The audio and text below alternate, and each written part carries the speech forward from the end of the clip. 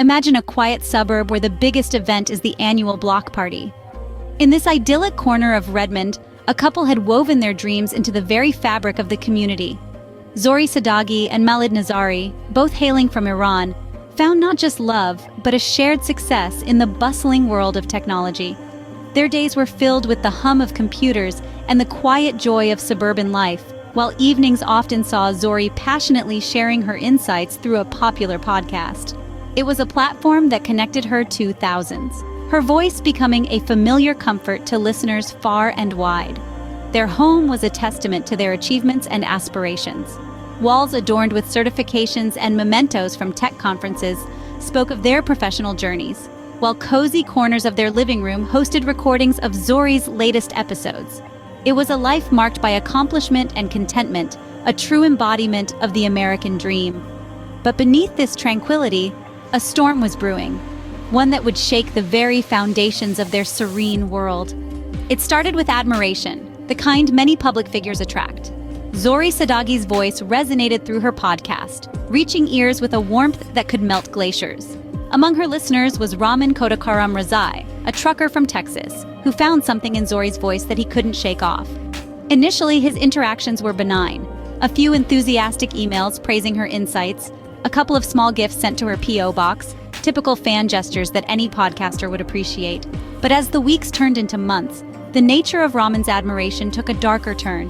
The emails became more frequent, their tone shifting from appreciative to possessive. Small gifts escalated to large, expensive parcels that Zory never asked for and felt uncomfortable receiving. Calls began to punctuate her days, and then her nights, each one a further invasion into her private life. Ramen's messages, once filled with harmless praise, started weaving in personal details about Zory's routine, information he should not have known. It was clear he had begun following her, documenting her movements. Every chance encounter left Zory more unnerved. The admiration that once flattered her now felt like a tightening noose. As Zory shared her increasing discomfort with friends and family, it became evident that what started as a simple fascination was morphing into an obsessive trap. What began as fan mail soon morphed into something far more sinister.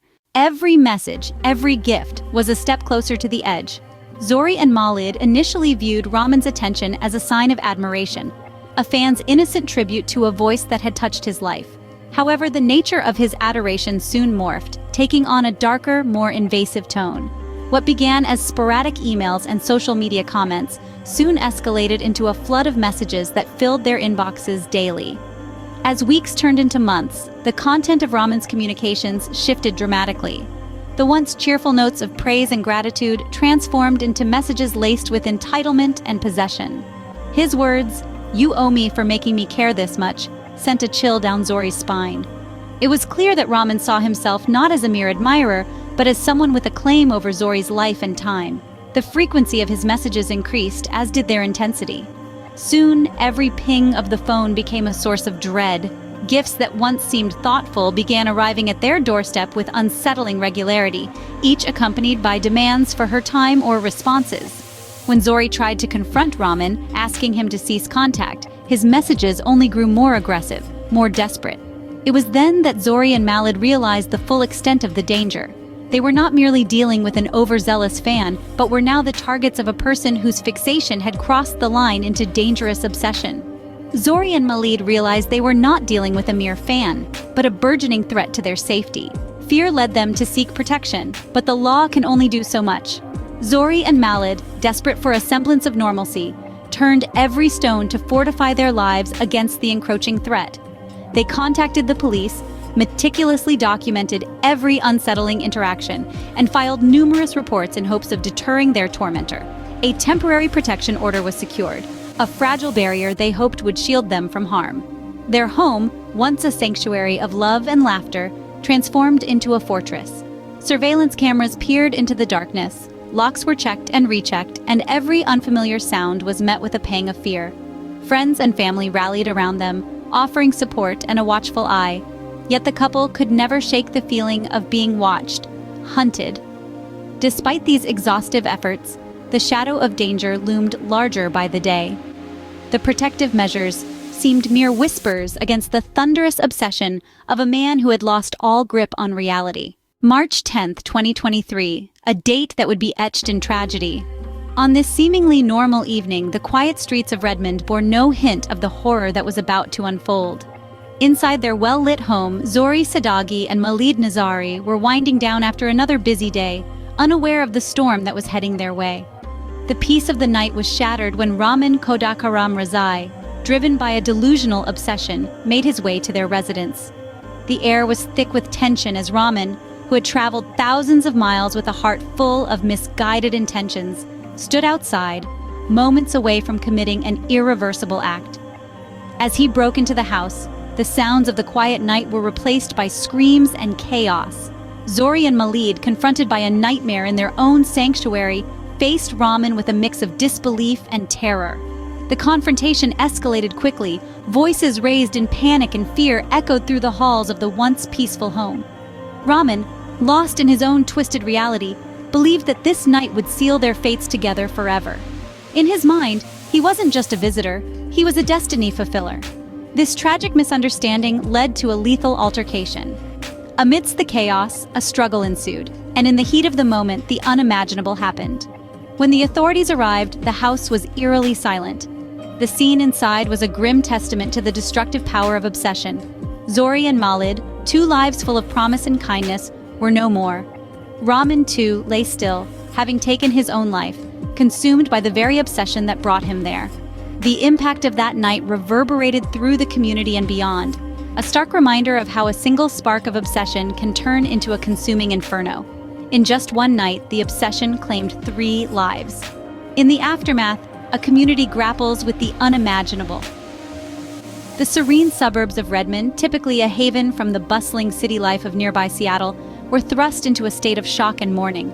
The tragedy of Zory Sadagi and Malid Nazari is not just a private sorrow, but a public alarm, ringing across communities everywhere. The story of Zory and Malid is a stark illustration of the dangers lurking behind the screens and speakers through which we communicate. As public figures, especially those like Zory who share their voices and lives online, the risk of attracting unwanted attention is real, and sometimes, as we've seen, deadly.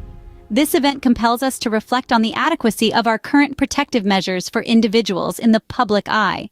Are we doing enough to shield them from the darker elements of fame? The escalation from admiration to obsession can be rapid and unpredictable. It highlights a critical gap in our understanding and our laws concerning stalking and harassment. Moreover, this tragedy underscores the necessity for heightened community awareness.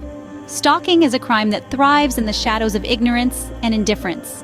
It's vital for communities to recognize the signs of such behavior and to take them seriously. Awareness and education can empower individuals and communities to act before admiration turns to obsession, and obsession leads to tragedy. The conversation must also extend to the digital realm where much of this harassment takes root. Social media platforms, podcast networks, and other digital forums must intensify their efforts to create safe environments.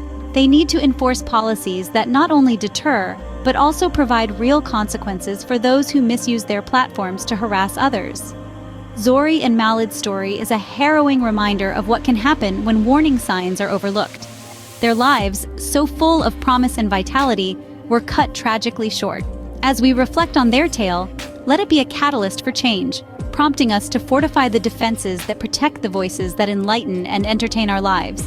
Let their memory guide us toward a more vigilant and compassionate community. As we remember Zory and Malid, let their legacy be one of change, not just mourning.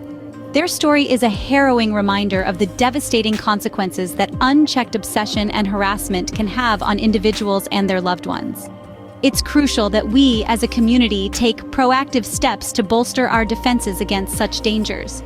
Let this narrative catalyze us to advocate for stronger legislative measures that ensure more rigorous enforcement of stalking laws. It's imperative that we support the creation of resources and support systems for those who find themselves targets of obsessive behavior.